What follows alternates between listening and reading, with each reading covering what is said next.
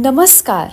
सरळ आणि सोपी भगवद्गीता या सिरीजच्या 59व्या भागात आपल्या सर्वांचं स्वागत. अक्षर ब्रह्मयोग म्हणजेच गीतेतला 8वा अध्याय हा आपण समजून घ्यायचा प्रयत्न करत आहोत.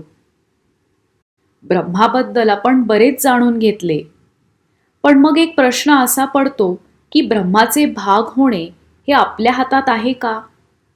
या प्रश्नाचं उत्तर शोधूया आजच्या या भागात. नैते स्मृती पार्थ जानन योगी मुह्यति कश्चन तस्मात् सर्वेषु कालेषु योगयुक्तो भवार्जुन. या श्लोकातून श्रीकृष्ण अर्जुनाला सांगतात की या दोन मार्गांचे रहस्य जाणणारे योगी कधीही विचलित होत नाहीत. म्हणून सदैव योगमध्ये म्हणजेच देवाशी एकरूप राहा. आज याच दोन मार्गांविषयी बोलूया. मागच्या भागात आपण ब्रह्माच्या गुणधर्मांविषयी बोललो. अव्यक्त आणि अक्षर हे ब्रह्माचे दोन गुणधर्म. हे माहीत असणे म्हणजे तत्वज्ञान. एकदा का आपल्याला ही जाणीव आली की आपण या जन्ममृत्यूच्या कालचक्रातून मुक्त होऊ शकतो.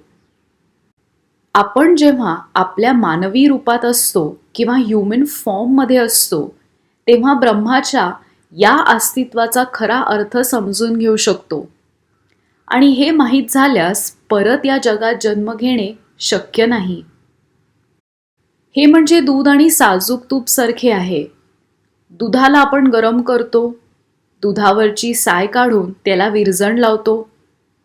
हेच विरजण जेव्हा गरम करतो तेव्हा छान खमंग असं तूप आपल्याला हे सगळे कष्ट करून मिळतं. परत तुपाचे दुधात कन्व्हर्जन शक्य नाही.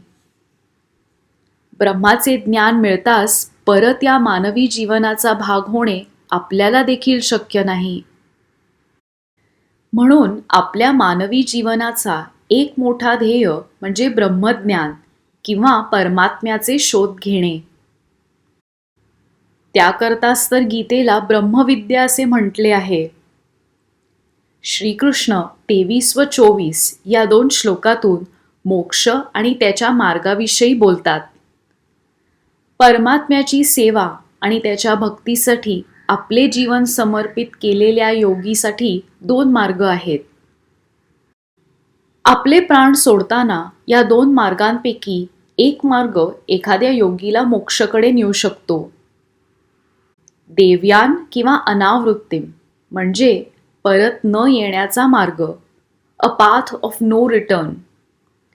दुसरा मार्ग म्हणजे पितृयान किंवा अवृत्तीम म्हणजे परतीचा एक मार्ग, अ पाथ ऑफ रिटर्न. देवयान किंवा अनावृत्तीम या मार्गाने माणूस अंतच्या वेळीस ब्रह्माशी जोडला जातो आणि परत पृथ्वीवर जन्म घेत नाही. या ब्रह्मलोकात पोचण्यास आत्मा एक विशिष्ट वेळेस शरीर सोडतो. ती वेळ म्हणजे जेव्हा आजूबाजूला प्रकाश आणि उजळ असेल, दिवसा असेल, शुक्ल पक्षात म्हणजेच महिन्यातील अमावस्ये ते पौर्णिमेच्या वेळेस असेल, the bright phase of the moon, waxing phase from Amavasya to Purnima, आणि उत्तरायणच्या वेळेस असेल म्हणजे वर्षातील ती वेळ जेव्हा उत्तर गोलाधारात सूर्य दिसतो. The time of the year when the sun is seen in the northern hemisphere. आत्मज्ञानाचा हा मार्ग स्वीकारणारा योगी परत पृथ्वीवर येत नाही, कारण तो परमात्म्याशी एकरूप होतो. पितृयान किंवा अवृत्तीम या मार्गाने माणूस परत पृथ्वीवर जन्म घेतो. ती वेळ म्हणजे जेव्हा रात्र असते, कृष्ण पक्ष चालू असतो म्हणजे महिन्यातील पौर्णिमा ते अमावस्येची वेळ, the darker phase or the waning phase of the moon from Purnima to Amavasya, आणि दक्षिणायन चालू असतं म्हणजेच ती वेळ जेव्हा सूर्य दक्षिण गोलाधारात दिसतो, the sun is seen on the southern hemisphere. Bhagavad Gita या ग्रंथाला योगशास्त्र असे म्हणतात, कारण गीता वाचून आपल्याला योग किंवा परमात्म्याशी जोडण्याचे वेगवेगळे मार्ग काय आहेत याची माहिती मिळते. पृथ्वीवरचे जीवन हे तात्पुरतं आहे. ब्रह्माशी जोडलेली व्यक्ती परत या पृथ्वीवर जन्म घेत नाही. तसेच काही कर्म पार पाडायचे राहिले असतील तर माणूस या पृथ्वीवर परत जन्म घेतो. सोप्या भाषेत हे सगळं समजायचं असेल तर जीवात्मा हे जग सोडताना एक कुठला तरी मार्ग निवडू शकतो, देवयान किंवा पितृयान. देवयान ह्याला आपण प्रकाशाचा मार्ग असे म्हणू शकतो. पितृयान याला आपण अज्ञानाचा मार्ग म्हणू शकतो. हे एक प्रकारचे रूपकात्मक किंवा ॲलेगोरिकल एक्सप्रेशन आहे. ज्ञान आणि अज्ञान असे हे दोन मार्ग आहेत.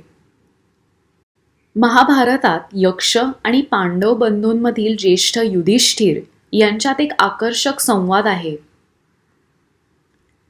यक्ष यांनी युधिष्ठिरला विचारले, पृथ्वीवरील सर्वात मोठे आश्चर्य काय आहे? युधिष्ठिर हा मृत्यूचा देव यम यांचा पुत्र होता. तो त्याच्या बुद्धी आणि सत्तेसाठी प्रसिद्ध होता.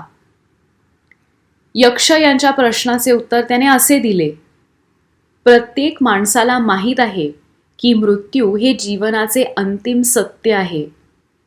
माणूस आपल्या बाजूला असंख्य लोकांना मरताना बघतो आणि हे बघून देखील त्याला असे वाटते की तो कायमचा जगेल.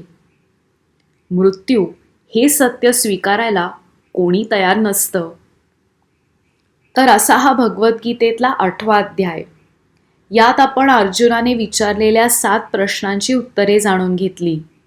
ब्रह्म या संकल्पनेचा अंदाज घेतला आणि मृत्यू ही काही भयानक गोष्ट नव्हे हे देखील जाणून घेतले. आपला मृत्यू कसा होणार, मृत्यूनंतर आपण कुठे असणार, या विचाराने आपल्या मनाला ताण होऊ शकतो. या तणावात आपण कदाचित चुकीचे निर्णय घेऊ. म्हणून परमात्म्याच्या जवळ पोचण्यास, ब्रह्म याचा भाग होण्याकरता जे मार्ग आपण जाणून घेतले त्यातील एखादा मार्ग निवडा. मार्ग हे कदाचित बदलत राहतील, त्यात काही चुकीचे नाही, मात्र तुमचं डेस्टिनेशन तेच असू द्या. सगळं काही तुमच्याच हातात आहे आणि मार्ग देखील सोपे आहेत.